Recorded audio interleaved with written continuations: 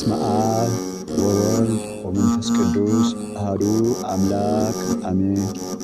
መዝሙር 2 አሕዛብ ለምን ዶሎቱ?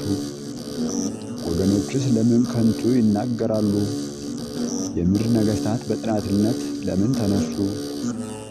አለቆች ከነሱ ጋር ለምን ተሰበሰቡ? በእግዚአብሔርና በመሲሑ ላይ ማሰሪያቸውንም ከእኛ እንበጥስ፣ ቀንበር ገመዳቸውንም ከእኛ እናርቅ። በሰማይ የሚኖር እርሱ ይስቅባቸዋልና እግዚአብሔርም በእነርሱ ላይ ይዘብትባቸዋል። በቁጣው በተገናኛቸው ጊዜ በመዓቱም ያውካቸዋል። እኔ ግን በእነሱ ላይ ንጉሥ ሆኜ ተሾምሁ።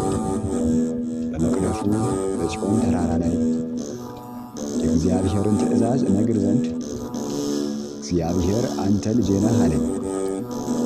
እኔም ዛሬ ወለድኩህ። ለምነኝና አሕዛብን ለርስትህ እሰጣለሁ፣ ግዛትም እስከ ምድር ዳርቻ ድረስ።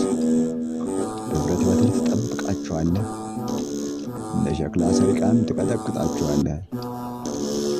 አሁንም እናንተ ነገሥታት ልብ አድርጉ፣ የምድር ፈራጆች ሁላችሁ አስተውሉ። ለእግዚአብሔር በፍርሃት ተገዙ፣ በረዓድም ደስ ይበላችሁ። እግዚአብሔር እንዳይቆጣ ጥበብን አጥኗት፣ ጽድቅ ጎዳና እንዳትርጡ። ቁጣው ፈጥና በተቃጠለች ጊዜ በእርሱ የታመኑ ሁሉ የተመሰገኑ ናቸው። ስብሐት ለአብ ወወልድ ወመንፈስ ቅዱስ ለዓለም ወደ ዓለም አሜን።